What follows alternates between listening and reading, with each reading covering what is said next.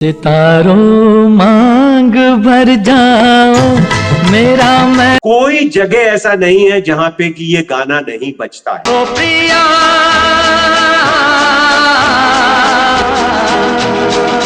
मुझे लगता है एल्विस प्रेस्ले के गाने से कहीं ज्यादा अच्छा उन्होंने गम उठाने के लिए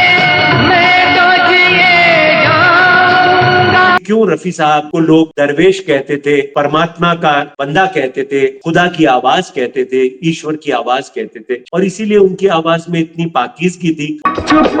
जा हमारी आंखों में भगवान के लिए। अब वो देखिए रुमानियत की बात कर रहे हैं, और रुमानियत के अंदर भी उन्होंने कहीं ना कहीं अपने एक पूरे के पूरे समाज के बारे में बात कर दी। उस ओपी नैयर उनको कंप्लीट म्यूजिक कंपोजर्स कहते थे।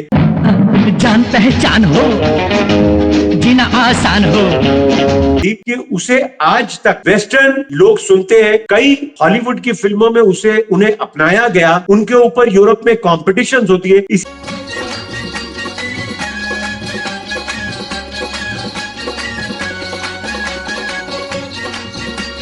सभी को मेरा आदाब नमस्कार। गोल्डन एरा जो हिंदी फिल्म संगीत का था, उसमें अगर नौशाद शास्त्रीय संगीत की मधुरता को प्रदर्शित करते थे, और सचिन देव बर्मन जो है उसकी एक सुगम संगीत की जो मिठास थी, या जो एक कहना चाहिए करुणा थी, उसको व्यक्त करते थे, उसी तरीके से ओपी नैयर एक तरीके से पंजाब की और हिंदुस्तान की जो जीवन पद्धति में एक कहना चाहिए टेम्पो है, रिदम है, यहाँ के कण कण में जो संगीत है उसमें जो एक तरीके का भाव, उसको जहां वो अभिव्यक्त करते थे, वहीं शंकर जयकिशन जो है वो एक तरीके से अलग अलग जो मौसम है उनकी जो विविधता है उसको कहीं ना कहीं अपने संगीत में प्रदर्शित करते थे। अपने आप में शंकर जयकिशन इतना खूबसूरत नाम है, उसमें एक काव्यात्मकता है, एक संगीत में लय है, एक शंकर अपने आप में भगवान माने जाते हैं संगीत के और नृत्य के। उसी तरीके से जय किशन जो है उस महान श्री कृष्ण की याद दिलाते हैं, जिनकी की बांसुरी की आवाज के बारे में सारी दुनिया बात करती है, सम्मोहित रहती है। तो दोनों ही जब एक साथ आए और उन्होंने जो धूम मचाई, उसके बारे में जितना कहा जाए उतना कम है। ये दोनों थोड़ा सा इनके बारे में हम बताना चाहेंगे कि शंकर जहाँ पे कि तबला वादक थे, मृदंगम बहुत अच्छा बजाते थे, ढोलक बहुत अच्छा बजाते थे, वो बाकायदा उसकी पूरी की पूरी संगीत की शिक्षा लेके हैदराबाद से आए थे, और यहाँ पे आके बंबई में वो एक बैले ट्रुप के साथ आए, लेकिन उनकी पहचान, उनकी गुणवत्ता को देख के पृथ्वीराज कपूर ने उन्हें अपने पृथ्वी थिएटर में आमंत्रित किया और वो वहां के संगीतकारों में शामिल हो गए। शंकर एक गुजराती प्रोड्यूसर के पास कभी कभी जाया करते थे, क्योंकि उनके एक तमन्ना थी कि मैं संगीतकार बनूं, फिल्म संगीतकार, और वहां पे उनकी मुलाकात एक हंसमुख और शर्मीले और बहुत ही सुंदर नौजवान से हुई जिसका नाम जय किशन पंचाल था। और जय किशन को जब उन्होंने जाना, उनकी दोस्ती हुई और उन्हें पता चला कि वो भी संगीतकार बनना चाह रहे हैं और वो बहुत अच्छा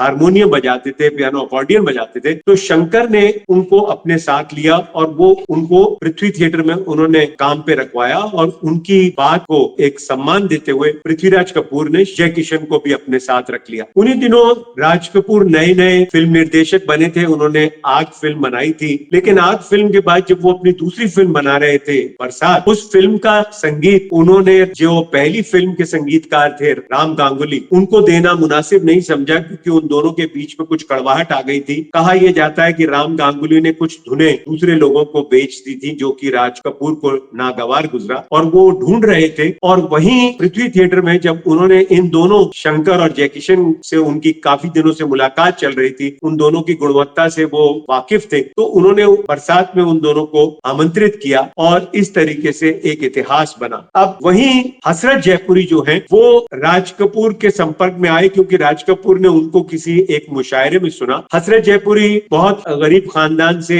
हमारे इसी जयपुर शहर, जो कि मेरा अपना शहर है, उसके रहने वाले बाशिंदे थे और शायरी किया करते थे, लेकिन एक छोटी सी बस कंडक्टर की नौकरी के लिए वो बंबई चले गए। लेकिन एक शायर और लेखक के लिए कहा जाता है उसका कभी भी मन नहीं बढ़ता, उसे आप दुनिया के किसी कोने में भी ले जाइए, लेकिन वो लफ्जों से खेलता जरूर है। और जब वो अपनी एक मुशायरे में कुछ कलाम पढ़ रहे थे, राज कपूर को बहुत पसंद आया और उन्होंने उन्हें बरसात में गाने लिखने के लिए आमंत्रित किया। अब हसरत से पहले राज कपूर शैलेंद्र को मिल चुके थे। शैलेंद्र को भी उन्होंने इसी तरीके से पंजाब जलता है करके एक नज्म उनकी जो थी उसको पढ़ते हुए एक मुशायरे में सुना था। शैलेंद्र रावलपिंडी के रहने वाले थे, वैसे बिहारी थे लेकिन पंजाब में पैदा हुए थे। उनके पिता वहां पे काम किया करते थे और मजबूरियां रही और देश का विभाजन हुआ। वो काफी आहत हुए। उनकी माँ और उनकी बहन काफी जल्दी चल बसे थे और वो आके मथुरा रहने लगे और वही मजबूरियों के चलते वो भी बंबई आए। यहाँ पे छोटी मोटी नौकरी की तलाश के साथ साथ वो इप्टा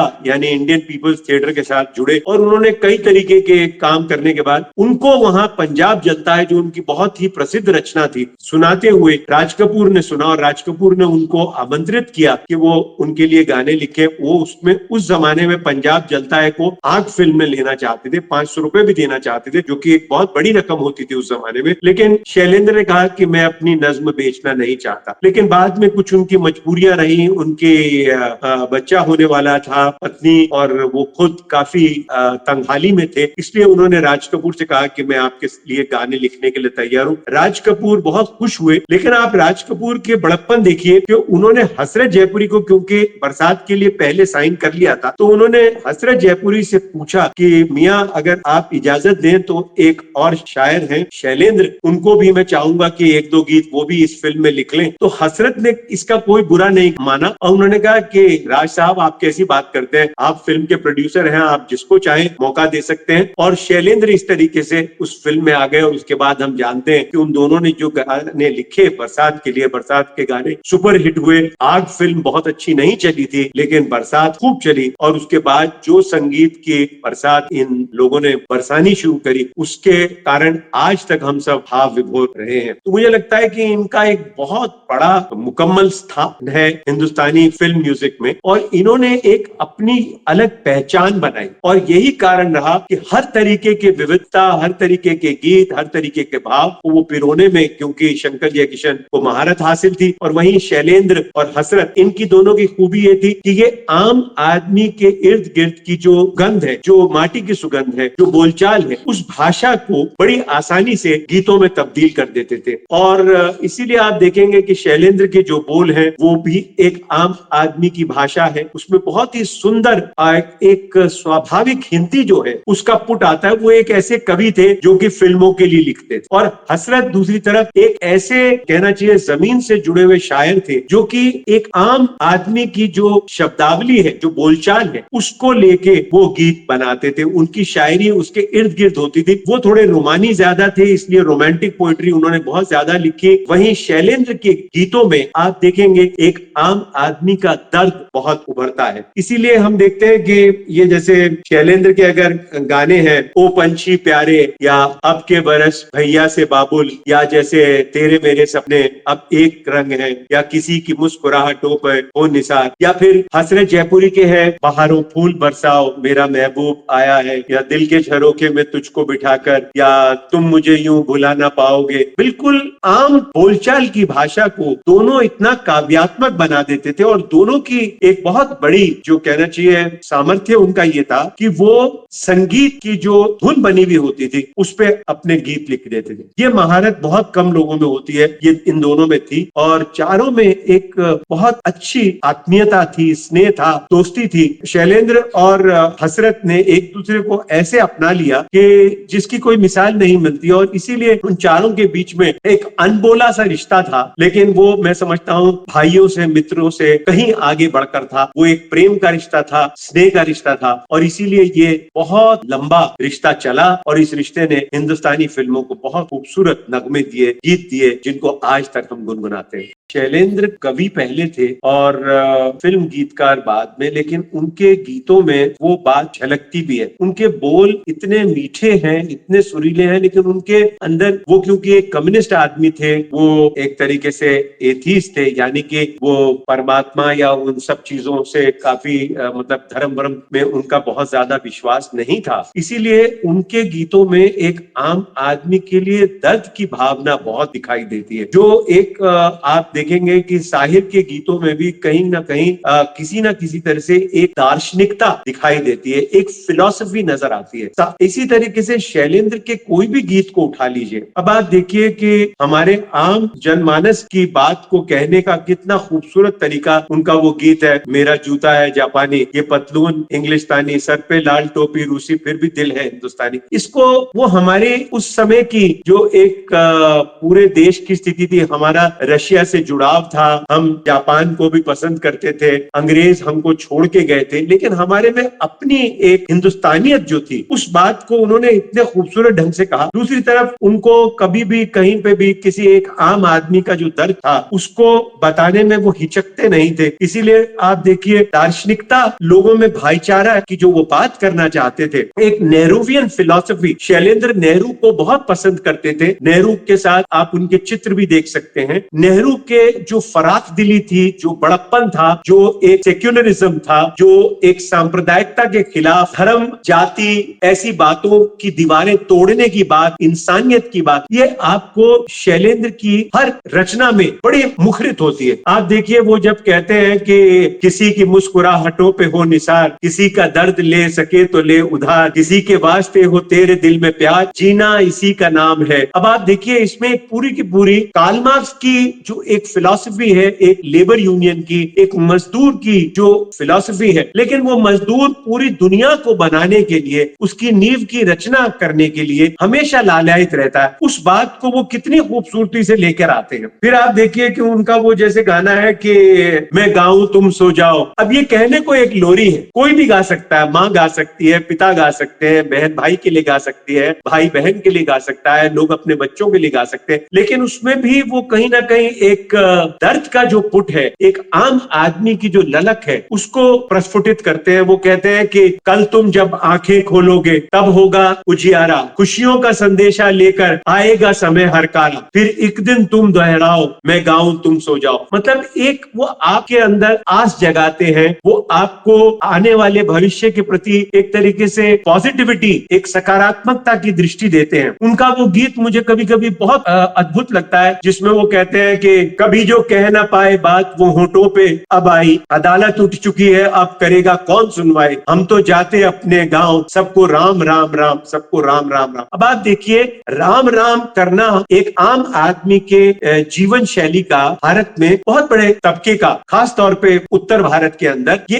एक रोजमर्रा का नमस्कार की तरीके से एक मुहावरा है। लेकिन इस बोलचाल को वो किस तरीके से प्रस्तुत करते हैं, वो एक नास्तिक है लेकिन उसके बावजूद उस राम राम को नमस्कार के बराबर लाके और अपनी बात को वो कितनी खूबसूरती से कहते हैं, ये उनकी बहुत बड़ी पहचान बनती है। और दूसरी तरफ हमारे हसरत साहब हैं, इतने रोमानियत से भरे हुए हैं। मुझे बड़ा फक्र होता है कि मेरे जयपुर के हसरत भाई थे, हमारे पास में ही हमारा पुराना जयपुर शहर जो कहलाता है, जिसे कि हम 300 साल पहले बने हुए, जो कि शिल्प शास्त्रों के अनुसार बना हुआ है, वहीं पे एक सांगानेरी गेट है, उसके थोड़ा आगे एक रामगंज बाजार है जहाँ पे कि हसरत साहब रहते थे। उस शहर में हमारे गुलाबी नगर इसका उपनाम है, कहा जाता है कि इसके रोम रोम में प्रेम बसा हुआ है, यहाँ पे रुमानियत है, और अक्षर अक्ष इसको चित्रित करते हैं हमारे हसरत जयपुरी साहब। आप उनकी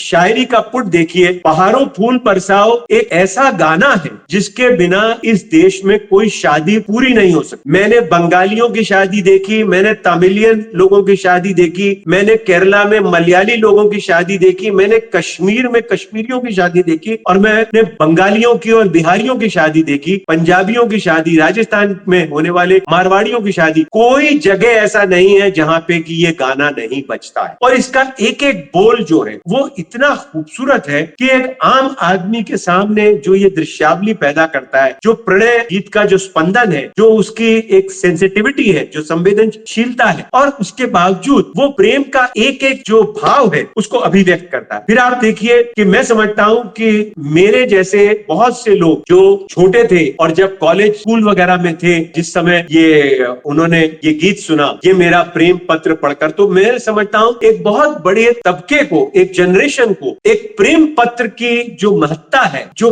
पाकीज़गी है, जो पवित्रता है, वो उन्होंने सिखाई। और उसके अंदर भी आप देखिए वो गंगा जमुनी तहजीब को किस तरीके से लेके आते। तुझे गंगा में कहता था, तुझे जमुना में कहता हूं, तू दिल के पास है इतनी, तुझे अपना में कहता हूं। तो मतलब किस तरीके से से एक हमारी हिंदुस्तानियत को वो जिंदा करते, एक रोमानियत का गाना, भरपूर रोमांस से भरपूर गाने में भी वो एक इस तरीके के लफ्ज लेके आते हैं जिसमें हमारे को नेहरूवियन फिलॉसफी भी मिलती है, हमें इंसानियत के दर्शन भी होते हैं और हमें एक प्रेम पत्र के बारे में हम न केवल जानना शुरू करते हैं, हम एक प्रेम पत्र के जो उद्गार है उनमें कितनी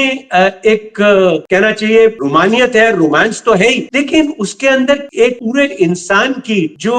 पवित्र भावनाएं हैं वो किस श्रद्धा के साथ अपने वो बोल उस प्रेमिका को प्रस्तुत कर रहा है, वो एक अद्भुत बात है। फिर आप देखिए वो एक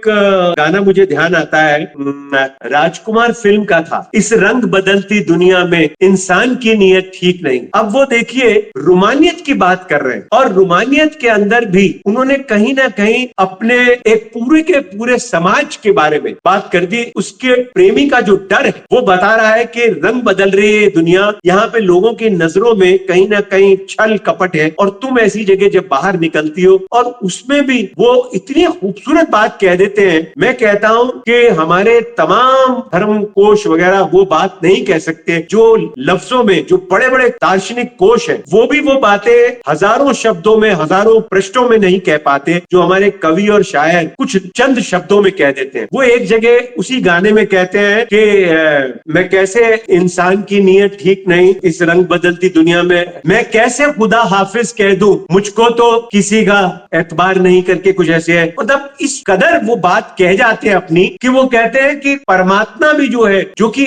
आपके ऊपर एक दृष्टि रखता है, उससे भी वो एक अपनी जलन जो है उसको रूबरू कर देते हैं और बताते हैं कि मेरा प्रेम कितना पाक है, कितनी मेरी मोहब्बत जो है वो इतनी शालीन है और सिर्फ तुम्हारे बारे में सोचता हूं, तुम्हारे बारे में मैं हर कुछ करना चाहता हूं और मेरी इस दीवानगी के पीछे जो मेरी मोहब्बत है उसको पहचानो। तो ये एक मुझे लगता है कि दोनों कवि और शायर में एक समानता ये थी कि वो हमारे दिल के उद्गार बहुत खूबसूरती से प्रकट करते थे। अब शंकर जयकिशन की है तो यकीनन शंकर जयकिशन के संगीत में इन लोगों ने खूब दुनिया भर के गीत दिए। कोई ऐसी फिल्म नहीं है राज कपूर की, लेकिन अगर हम ये सोचें कि सिर्फ राज कपूर की फिल्में ना, इन्होंने जानवर, ब्रह्मचारी, प्रिंस, आम्रपाली, कौन सी फिल्में हैं जिनके बारे में हम कह सकते हैं कि इन लोगों ने, ये दोनों ने अद्भुत कलाकारी ना दिखाई हो शंकर जयकिशन के साथ। लेकिन शंकर जयकिशन के अलावा भी शैलेंद्र ने तो बहुत से लोगों के साथ काम किया, सचिन देव बर्मन के साथ काम किया, सलील चौधरी के साथ काम किया,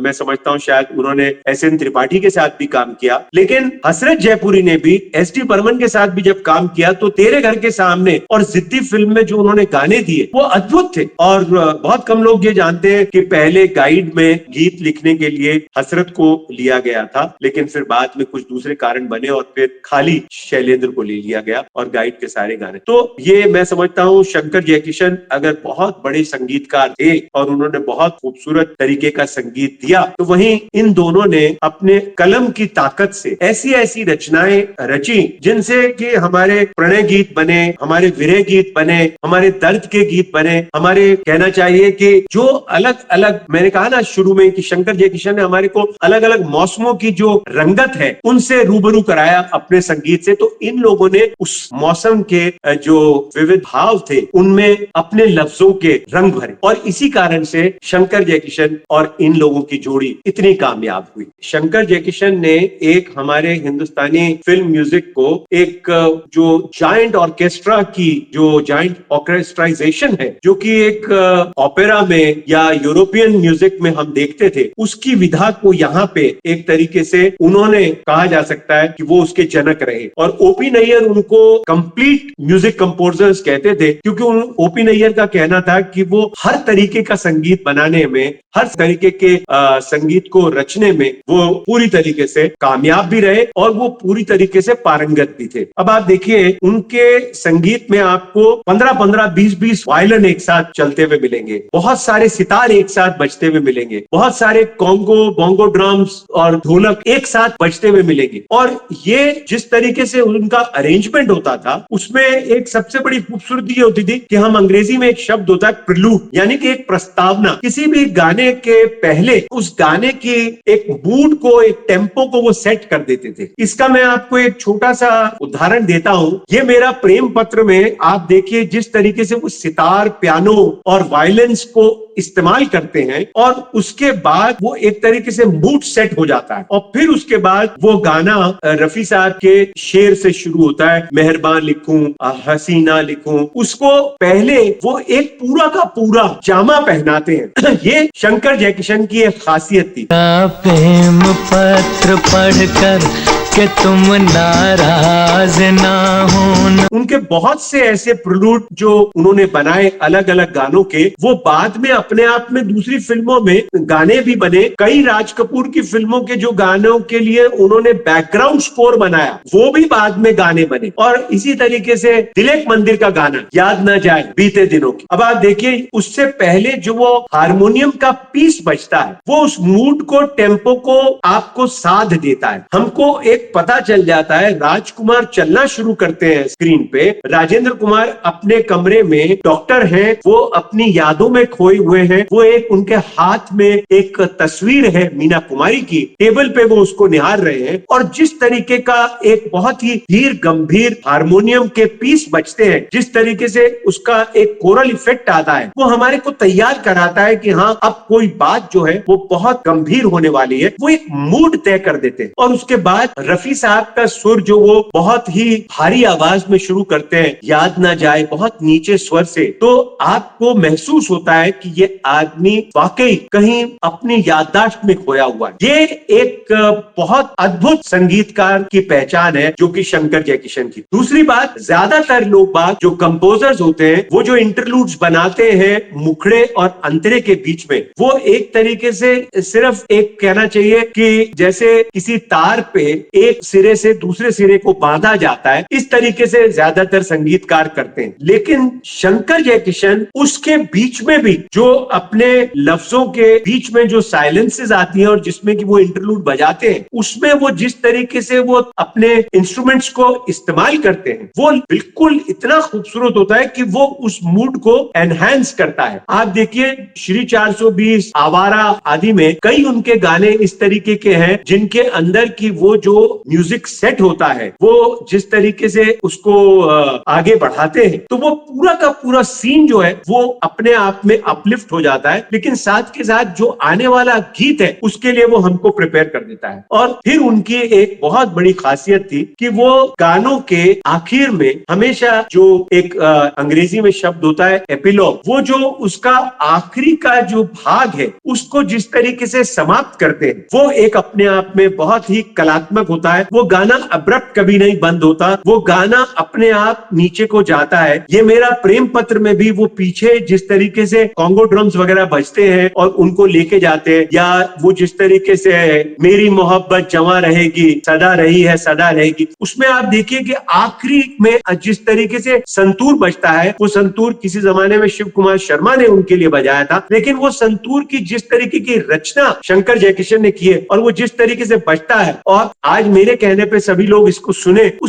उसकी ब्यूटी उस गाने की गाने में है, लफ्जों में है, लेकिन वो जिस तरीके से खत्म होता है वो भी अपने आप में अद्भुत है। एक और बात जो इन दोनों संगीतकारों की थी कि उन्होंने वेस्टर्न स्टाइल की कॉम्पोजिशंस की, उन्होंने जैज, वॉल्ट्स, इसके ऊपर बहुत से गाने दिए। बहुत से गानों में आप देखेंगे कि फॉक्सट्रॉट की जो लय है, तीन ताल की जो लय है, उसको उन्होंने बहुत अपनाया और आप देखिए कि उन गानों को हमेशा आप याद करते हैं। उनके जो फॉक्सट्रॉट पे गाने बनाए हुए हैं वो कभी भी कहीं पे भी कभी भी फेल नहीं हुए। आप देखिए वो गाना उनका जो है, कौन है जो सपनों में आया, अब वो कहा जाता है कि कहीं वो पीछे से लिया गया था एल्विस प्रेस्ले का, लेकिन मुझे लगता है एल्विस प्रेस्ले के गाने से कहीं ज्यादा अच्छा उन्होंने बना दिया। लेकिन यही वेस्टर्न सिम्फनीज से जो उन्होंने प्रेरित होकर कई जो गीत बनाए, उसमें आप देखिए कि गुमनाम का जो गाना है, जान पहचान हो, वो हमने पहले भी एक बार बात की थी कि उसे आज तक वेस्टर्न लोग सुनते हैं। कई हॉलीवुड की फिल्मों में उन्हें अपनाया गया, उनके ऊपर यूरोप में कॉम्पिटिशन्स होती है, जान पहचान हो जीना आसान हो।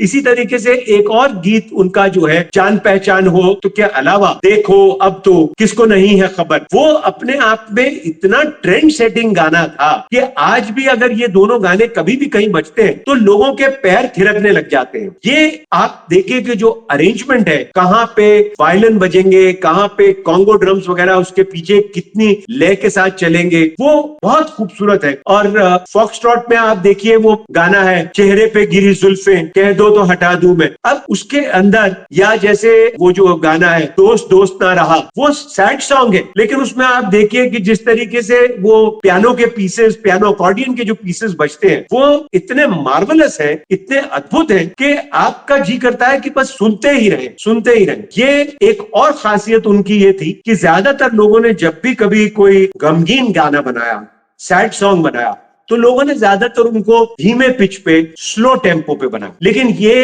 इन्होंने एक अलग ही तरीके के प्रयोग किए। इनके सैड सॉन्ग्स भी आप देखिए, मैं जिंदगी में हरदम रोता ही रहा हूं, ये अपने आप में फास्ट टेम्पो पे है। या दिल के झरोखे में तुझको बिठाकर, वो अपने तलत महमूद को वो गाना गवाते हैं, ऐ मेरे दिल कहीं और चल, वो आप देखिए कितने अलग टेम्पो पे चलता है और तेज चलता है। ये करेज है कि उनके अंदर एक करेज ऑफ कन्विक्शंस थी, उनको अपने वैचारिक क्लैरिटी तो थी, लेकिन साथ में उनको अपने विचारों में जो दृढ़ता थी और उस दृढ़ता को अपने संगीत में अपनाने की उनकी जो एक नियति थी, और वो उसको पूरी तरीके से साबित कर देते थे, क्योंकि गाना फिर लोगों को बहुत पसंद आता था। तो इतनी विविधता उन्होंने दिखाई है, इतने खूबसूरत गीत बनाए हैं। मैंने जो आपको प्रिलूड वगैरह की बात की, एक गाना मुकेश का मुझे बहुत पसंद है, ऐ सनम तुझको के चांद सी सूरत क्या होगी, वो गाना आप सुनिए, इतना खूबसूरत उसका पहले वो प्रिलूड लाते हैं, और उसके बाद जो वो ड्रमिंग है उसमें, जो वायलेंस की, और उसमें जिस तरीके से अलग अलग इंस्ट्रूमेंट्स प्ले करते हैं, और उसमें जो फॉक्सट्रॉट वगैरह के वर्ड्स की जो है, आपको लिटरली वो गाना जो है ऐसा आकर्षित करता है, आपका मन करता है बस सुनते ही जाएं, सुनते ही जाएं। या लता जी का जो मैं गाना याद करना चाह रहा था, वो मन्ना डे के साथ है, ये रैक खोल दो चुप ना बैठो, आप उसमें देखिए जो वर्ड्स आता है, अपने आप में आपको थिरकने पे मजबूर करता है। तो इतनी कहानियां हैं, इतने गीत हैं जिनको कि उन्होंने सजाया। मैं समझता हूं ये लोग हमारे लिए वरदान थे, हमारे लिए आशीर्वाद थे कि उन्होंने हमारे संगीत को नवाजा। शैलेंद्र, हसरत जयपुरी, शंकर जयकिशन, इनका जो संगम था वो वाकई बहुत कर्णप्रिय था, बहुत मीठा था, और हमारे लिए तो वो हमेशा हमेशा हमारे दिलों में, हमारे यादों में बसे रहेंगे। जब तक हमारी धड़कन रहेगी तब तक हमारी यादें रहेंगी, और जब तक हमारी यादें रहेंगी तब तक ये चारों हमारे जिंदगी में जीवित रहेंगे। हमारे लिए वो आज भी चारों के चारों महान कलाकार जीवित हैं और जीवित रहेंगे। कैसे खुदा हाफिज कह दूं